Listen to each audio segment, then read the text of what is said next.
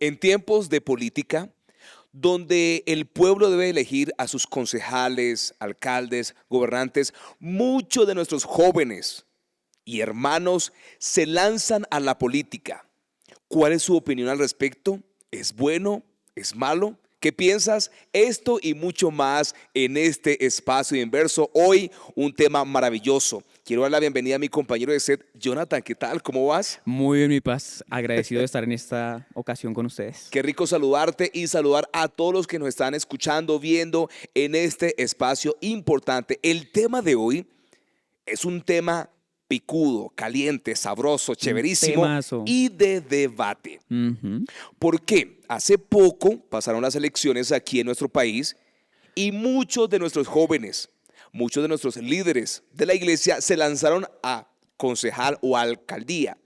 Pero una vez pasaron las elecciones, se quemaron y sus esperanzas políticas Se se vieron frustrados. frustraron. Y así titula el tema de esta semana. Esperanzas políticas frustradas. Ujú. Y yo no quisiera estar en los zapatos de ellos, pero hablemos un poquito al respecto. ¿Cuál es la posición tuya y qué opina Jonathan sobre la mezcla entre política y religión? La posición mía es el principio que nosotros podemos ver en la Biblia. Sí, entonces no es mi posición, es la de Dios. Es la que dejó instituida en la Biblia mínimo. Cuando nosotros vemos los personajes bíblicos, pongamos dos ejemplos prácticos, José y Daniel.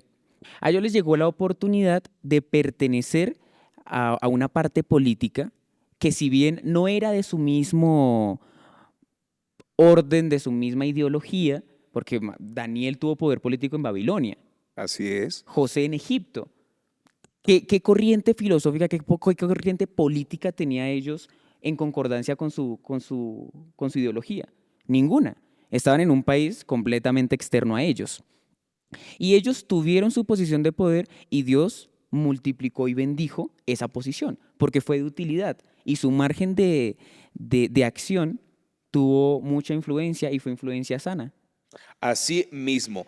Bueno, en el periodo de Constantino, que es uno de los temas sabrosos que disfrutamos en este repaso, en el periodo de Constantino, su periodo político, Ujú. 306-337, él intentó, Jonathan y amigos y chicos, hacer una mezcla justamente entre la religión y el Estado.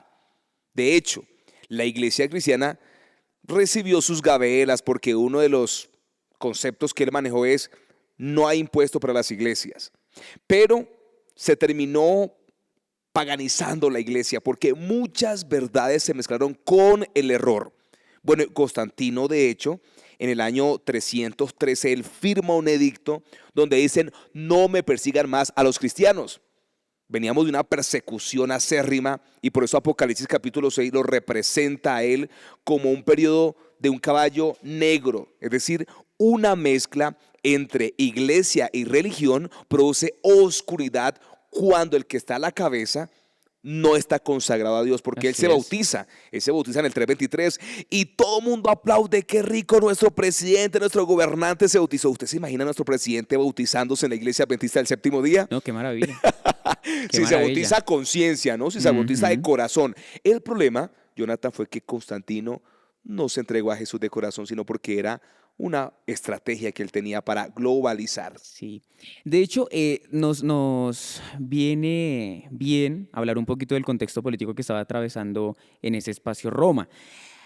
Como había dificultad política, porque había literalmente una división, sí, estaban los que obedecían únicamente al poder religioso y los que obedecían únicamente al poder civil. Entonces, ¿qué hizo Constantino? Para cerrar esa brecha, le dice a la religión, pues unifiquémonos. Yo antes los perseguía, los voy a dejar de perseguir. Fue el primer acercamiento amistoso de lo civil hacia lo religioso, hacia el pueblo perseguido. Los voy a dejar de perseguir. Fue lo primero, con eso cautivó a la iglesia. Ah, qué chévere, nos dejaron de perseguir. Y después empiezan las concesiones que habla el pastor. Primero, venga, me bautizo. Claro, oficialicemos esto. Cristianismo como religión oficial de Roma, del Imperio Romano. Y Así eso ya fue. pesaba en el mundo. Eso ya, que el Imperio Romano se transformara al cristianismo, eso ya era un impacto global, pero impresionante. Y seguido de eso, lo que comienza a tener son concesiones con la iglesia. Entonces, ya su merced dijo uno, ya no van a pagar impuestos. Ahora, a sus líderes, a los dirigentes de la iglesia, les voy a dar puestos en la política. Y claro, la iglesia se comenzó a ver más Se representativa. emocionó porque Por decían, uy, fin. podemos tener un puestico político, pero comenzaron a corromperse. Ese fue el Claro, problema. porque precisamente con la historia de Constantino vamos a ver un punto clave en la historia bíblica y es el poder corrompe y el poder absoluto corrompe absolutamente. Y era lo que alcanzó Constantino. Constantino alcanzó un poder absoluto y ese poder absoluto lo llevó a él a tomar ese tipo de atribuciones y Constantino tenía una audacia increíble. Constantino tenía un nivel de pensamiento que, si bien él era muy audaz, ese pensamiento y esa dirección no era de Dios. La dirección que tenía Constantino era únicamente del enemigo y Satanás lo utilizó como tenía que utilizarlo en el momento oportuno. Yo creería que ese es el problema principal. Un líder no dirigido por Dios, sino por el enemigo. Así Y es. bueno, y vale la pena presentar la posición oficial de la iglesia sobre la política y la religión. La iglesia, nuestra iglesia, no apoya ningún partido político, ningún hermano que se lance a la política. La iglesia es apolítica. ¿Y sabes por qué, Jonathan? Porque nosotros entendemos que no va a haber un hombre que cambie este mundo o este gobierno de injusticia y corrupción. Solamente va a haber alguien que se llama Jesús cuando traiga su reino, lo imponga. Ahí en ese momento la injusticia y la corrupción va a terminar. Por eso hay que votar por el presidente Cristo Jesús. Amén. Amén. Precisamente, pastor. Bueno, lo veníamos mencionando. ¿Qué era lo que quería Constantino? Hacer de la religión una extensión del gobierno, ¿sí? Como una rama del Estado. Y pues la teología no es eso. Lo malversaron, ¿sí? Volvieron difusos esos límites y creería, pastor, que me parece de hecho útil comenzar a pensar cómo es que una persona que primero es perseguida por el Estado, después el Estado le dice, ¿sabe que ya no lo va a perseguir más? Ahora usted va a ser mi amigo. ¿Cómo es que la persona que está siendo perseguida puede cambiar tan rápido esa filosofía de vida, ese pensamiento, esa ideología de, bueno, ellos ya no son el enemigo, ahora son mis amigos? ¿Cómo es que el pueblo se vende tan fácil? ¿Cómo es que la iglesia dice, tanto que lastimó esa persecución a la iglesia, tanto que la lastimó, cómo es que de un momento a otro le dice a Constantino y al Estado, bueno, dejamos todo eso en el pasado, como si nunca nos hubieran perseguido, venga y formalicemos lazos? ¿Cómo es que se Ahí da está ese la vínculo? dicotomía. Bueno, pero ¿qué piensa Jonathan? ¿Qué piensan ustedes? Esta pregunta es para todos ustedes y para Jonathan. ¿Qué piensan sobre un joven? Porque yo estuve revisando mis amigos que se lanzaron a la política, algunas personas cristianas, adventistas, y todos ellos eran jóvenes. ¿Qué piensan ustedes que un joven o un hermano de la iglesia se lance a la política? ¿Cuál es tu opinión? Escríbela ya mismo aquí en nuestros comentarios. ¿Y qué piensa Jonathan sobre una persona cristiana que se lance a un puesto político? Yo creería que si un cristiano se lanza a un puesto político, pero ese cristiano tiene adicional la facultad de devoción a Cristo, que le es fiel a Cristo, que le es fiel a Dios, considero que es una buena oportunidad para testificar por el medio que se le ha dado, es la política, porque no podemos pensar que la política está exenta de alcanzar almas. En la política, como en cualquier rama que nosotros podamos encontrar en esta vida, en cualquier sitio hay un alma dispuesta a escuchar de Dios. Y la política no es la excepción. Y precisamente una cita muy bonita del Elena G. de White es, para este presente se necesitan hombres y mujeres que no se compran ni se venden, hombres que sean tan leales al deber como lo es la brújula al polo. Y eso es lo que necesitamos en los puestos de poder que están Pero ahorita. ese es el desafío. ¿Habrá Claro, un político que no sea claro, corrupto? Es claro la que pregunta. ¿Tú qué sí. piensas? ¿Habrá un político que no sea corrupto? Porque tenemos dos Amén. posiciones. Tenemos dos posiciones. La primera posición es de muchos de nuestros espectadores que absolutamente no, Ujú. que ningún cristiano se lance a la política porque se sale torciendo. Esa es la posición de algunas personas. Pero la segunda posición es sí, el gobierno necesita líderes, pero líderes consagrados. De hecho, hoy por hoy gozamos en la Constitución Política Colombiana de un artículo que nos permite libertad de expresión, libertad de religión, y a través de ese artículo que alguien lo trabajó y alguien de principios en el Congreso lo trabajó y hoy podemos guardar el sábado y la ley nos ampara todavía, nos ampara para que nosotros podamos guardar el sábado no yendo a la universidad o a un trabajo el día sábado. Entonces todavía tenemos esa oportunidad. ¿Qué piensan ustedes? Sigan escribiendo sus comentarios sobre las dos posiciones. Yo les voy a compartir un poquitico la mía antes de ir al siguiente punto, que es por qué las esperanzas políticas de los discípulos se frustraron. Y mi opinión es, yo creo que cada uno de nosotros habla desde su experiencia personal, desde su formación. Yo conozco unos políticos muy corruptos, que todos ustedes los conocen, ¿cierto? Pero también tengo la experiencia de una persona, un alcalde adventista, que fue evangelizado, se bautizó siendo alcalde y lo primero que dijo en la alcaldía es nadie trabaja en sábado. Y empezó a gestionar recursos para que las iglesias crecieran y entonces se crecieron las iglesias, lotes para las iglesias, colegios. Es decir, que bajo la administración de ese alcalde, la iglesia creció y la iglesia fue bendecida.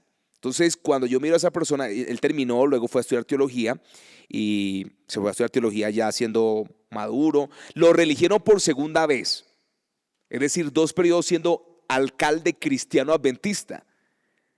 Y empezó a construir de manera increíble en beneficio a la obra de Dios.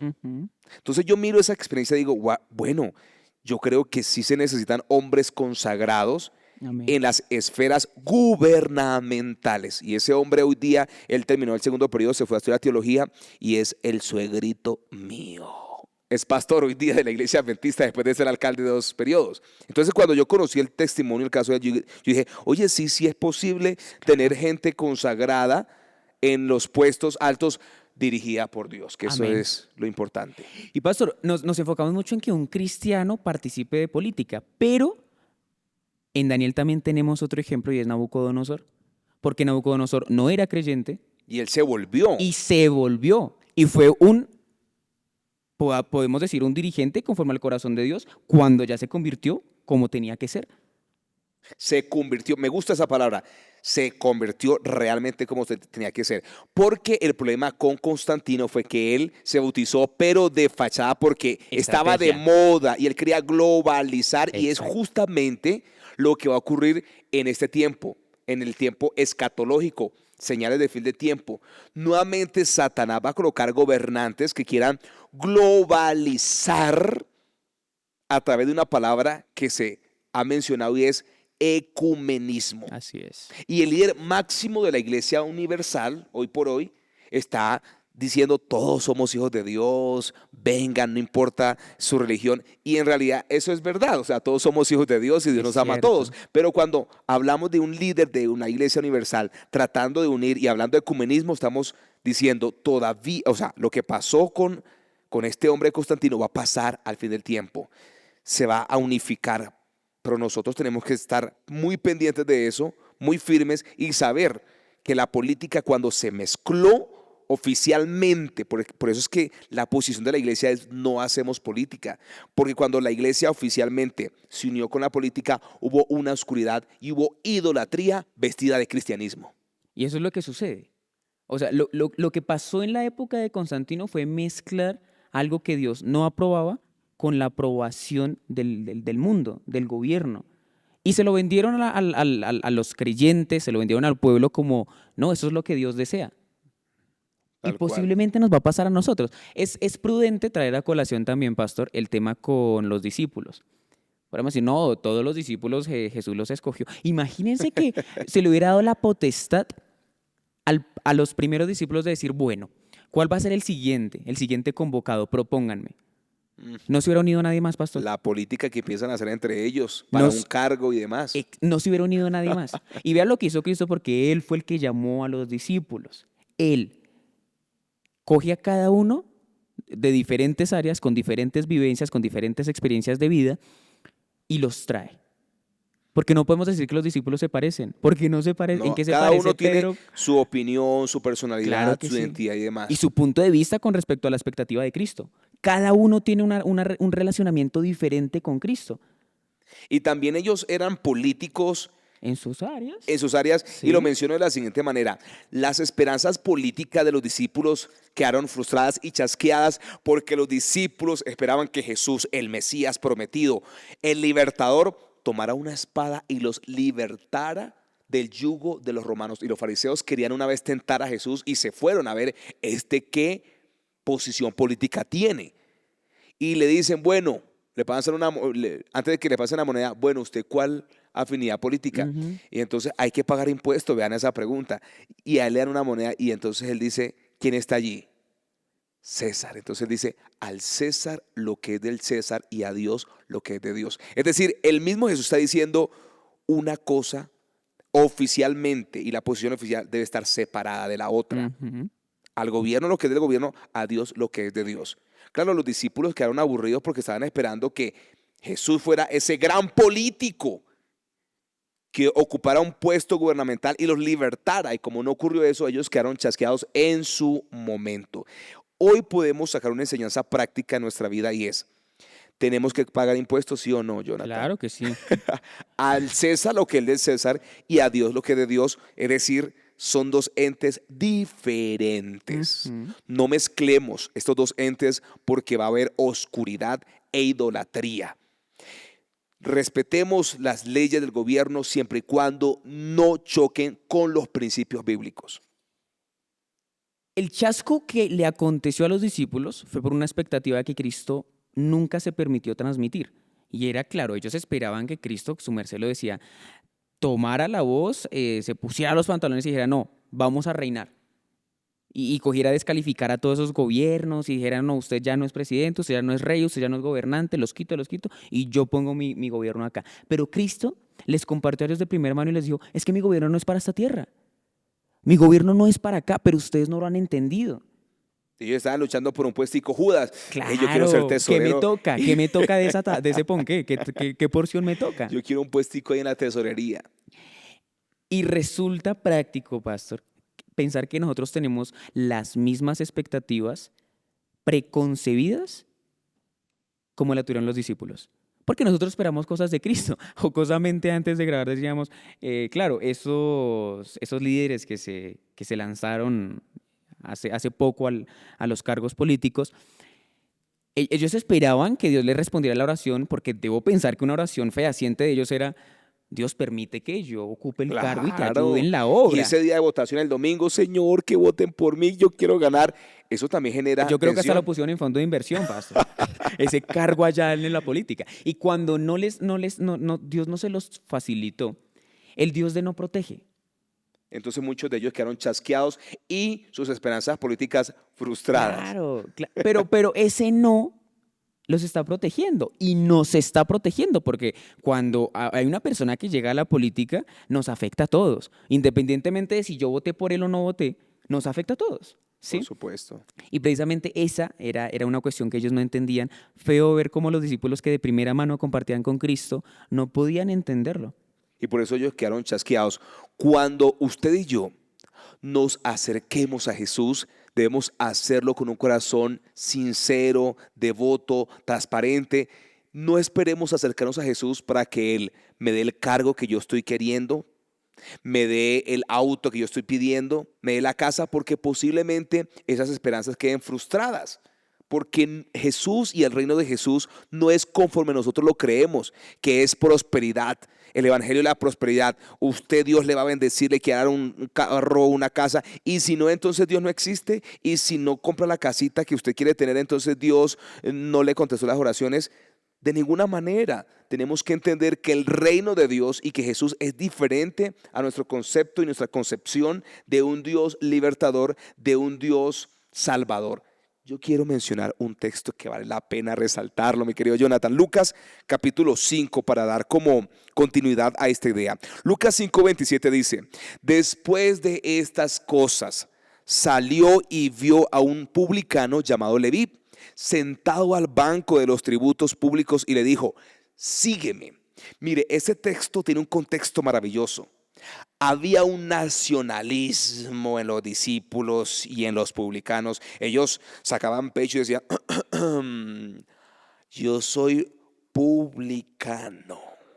¿Por qué? Porque era Ujú. Un puestico de recaudador de impuestos era algo grande en el imperio.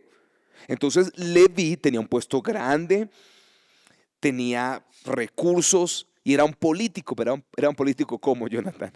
No, pues imagínate de quién estamos hablando. Corrupto como él solo. Un político corrupto porque le robaba, él cobraba, había muchas formas de impuesto. Si usted Ujú. llevaba una carretilla, le cobraban impuesto por cada rueda. Si llevaba un burro, un impuesto por burro. Si llevaba un camello, un impuesto por camello. Si usted era hombre, le cobraban impuesto por ser hombre. Yo hice un Imagínense. estudio contextualizado del versículo y me sorprendió. A un hombre le cobraban impuesto de los 14 años en adelante y a una niña por ser mujer de los 12 años en adelante. Entonces era impuesto para todo. Pero Jesús le llega a ese político corrupto y le dice, sígueme. ¿Qué quiere decir esto, Jonathan y amigos? Que Dios ama a los políticos corruptos, que Dios ama a todos los seres humanos porque somos sus hijos. Y lo que me encanta de Leví Mateo, este político corrupto, fue que él reconoció, porque a los corruptos republicanos no le permitían entrar a las iglesias. Entonces él sufría, él decía, yo quiero ir a una iglesia, pero no me dejan porque soy político y corrupto. Vino Jesús, le extiende su mano y le dice, sígueme. Y me encanta el versículo 28 que dice, y él dejándolo todo se levantó y lo siguió. Aquí tenemos a Jesús comiendo con publicanos, con fariseos, con todo tipo de personas. ¿Por qué? Porque Jesús vino a salvar a todos Amén. los que acepten Ujú. su llamado. Hoy Dios nos está llamando a nosotros también. Hoy Dios te dice, sígueme, deja la corrupción, deja la mentira, deja las adicciones, sígueme, porque la salvación es para todos nosotros. Y hay que tener cuidado con las ideas que estamos albergando quizá de nuestra consideración de lo que significa Dios o en lo que creemos. Porque el hecho de que nosotros tengamos expectativas va a llegar el punto en el que Dios va a quebrar eso. Porque leía en alguna ocasión, si tú quieres hacer reír a Dios, cuéntale tus planes. Porque es lo más chistoso que Cristo escucha de nosotros, nuestros planes. Porque son tan limitados. Y la visión de Dios es panorámica, amplia, infinita, y está viendo lo por venir y lo que ya aconteció. Y Él sabe lo que nosotros necesitamos y lo que no. Así que cuando Dios a nosotros nos dice no, nos está protegiendo. Cuando tú ya insististe, trataste, te esforzaste por eso y Dios no te lo concedió, es por algo. Ten la confianza de que Dios está orando a favor tuyo y está poniendo todo el arsenal del cielo a tu favor, a tu disposición, para que lo operes de buena manera y te está protegiendo de una catástrofe que quizá puede ser la de Judas, pastor. Porque eso le aconteció a Judas. Judas tenía tanta expectativa, Judas tenía tantas ideas preconcebidas de lo que él quería que fuera Dios, porque Cristo no era lo que Judas quería. Judas quería que Cristo fuera un rey en esta tierra que hiciera respetar, que cogiera las armas y impusiera su gobierno, se diera. Me encanta la historia de cuando están en el Getsemaní, que llega Judas con todo el ejército, con todos los judíos y toda esta gente que estaba eh, queriendo ya matar a Cristo. Y literalmente lo que sucede es que baja la presencia de Dios por un ángel, todos quedan devastados. Cristo pudo huir, pero no, Él espera que todos se levanten con la frescura de toda la vida y cualquier persona podría decir, Cristo, ¿cómo deja que lo escupan? Y Judas pensaba eso, pastor. ¿Cómo es posible que Cristo, nuestro Siendo el Señor, nuestro gobernador, el Maestro, poderoso, permita eso. esté así humillado? Porque ese no es mi líder. Y por eso las esperanzas políticas de ellos fueron Chasqueadas. así es. Jonathan, llegó el momento para despedirnos de este episodio, de este repaso de Inverso. Y no queremos despedirnos sin antes agradecerles por conectarse, por ver, por repasar con nosotros, por dejar sus comentarios y debatir, porque ese es un tema de debate. Lo más importante, Jesús ama a todos y Jesús tiene un reino que va a generar justicia y equidad y paz para todo el mundo cuando venga y coloque su reino en esta tierra nueva. Jonathan, gracias por acompañarnos Como siempre es un gusto, pastor. y nos veremos en una próxima ocasión. A todos ustedes, un abrazo en el nombre de Jesús y nos veremos en una próxima oportunidad. Chau, chau.